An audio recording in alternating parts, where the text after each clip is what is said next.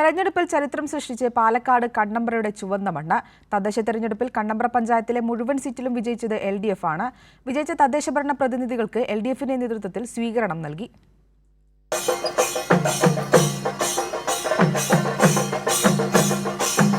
പാലക്കാട് ജില്ലയിൽ ഒരു മുന്നണി മാത്രം പൂർണ്ണമായി വിജയം കൈവരിച്ചത് കണ്ണമ്പ്ര പഞ്ചായത്തിലാണ്.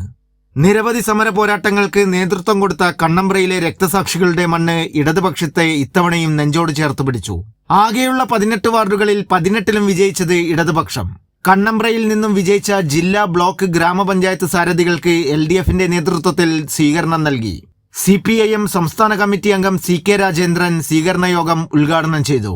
ഇടതുപക്ഷ ജനാധിപത്യ മുന്നണിയുടെ ആശയങ്ങൾക്കൊപ്പം അണിനിരക്കുകയും എല്ലാ കുത്തിത്തിരിപ്പുകളെയും പ്രചാരവേലകളെയും അതിജീവിച്ചുകൊണ്ട് നല്ല ഭൂരിപക്ഷത്തിൽ തന്നെ